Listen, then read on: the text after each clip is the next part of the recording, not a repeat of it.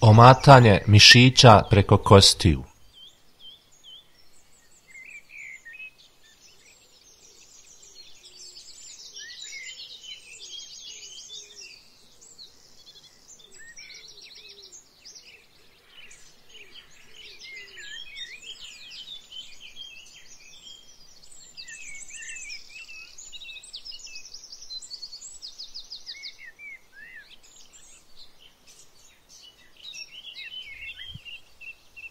Još jedna važna informacija pomenuta u ajetu Kur'ana jeste razvoj čovjeka unutar majčine utrobe.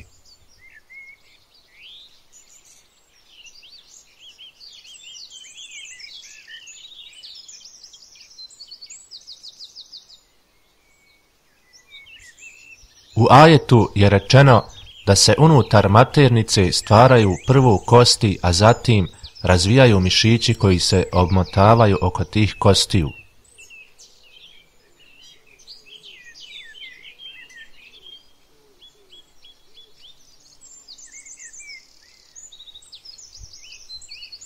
Sjemena kaplju zametkom potom učinimo, pa zametak grudom mesa učinimo. Grudu mesa kostima potom učinimo, pa kosti mesom zaodjenemo, a potom ga kao stvorenje drugo oživimo. Pa nek je slavljen Allah, stvoritelj najljepši.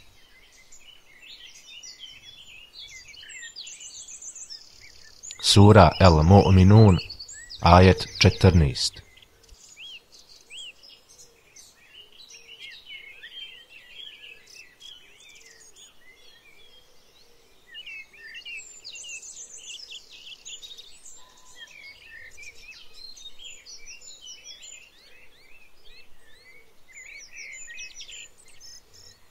Embriologija je nauka koja se bavi proučavanjem razvoja embriona unutar maternice.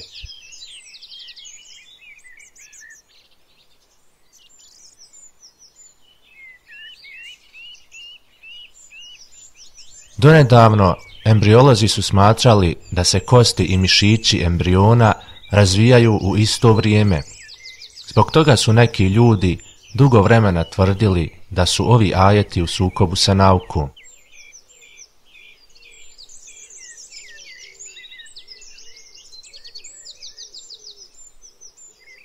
Međutim, napredna mikroskopska posmatranja koje je omogućio novi tehnološki napredak pokazala su da je kuranski ajet riječ po riječ u potpunosti tačan.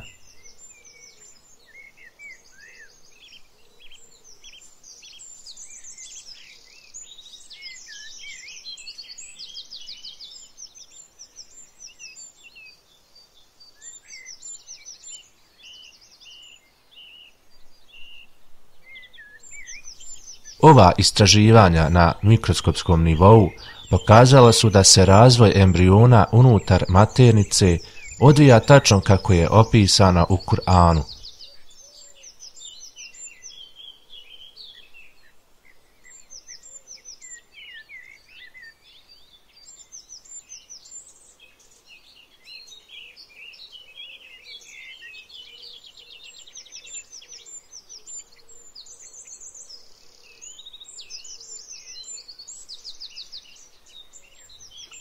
Prvo se materija embriona okoštava, zatim ćelije mišića koje se izdvajaju iz materije oko kostiju međusobno se spajaju i obmotavaju ove kosti.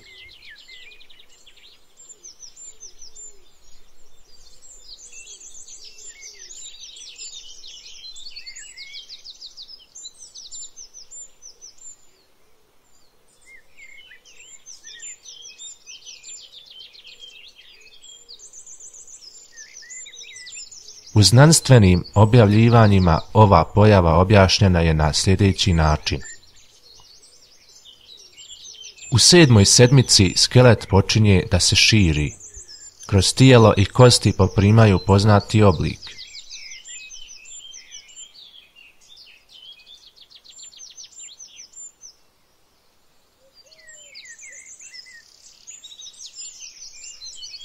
Krajem 7. sedmice i početkom 8. mišići zauzimaju svoje mjesto oko formiranih kostiju.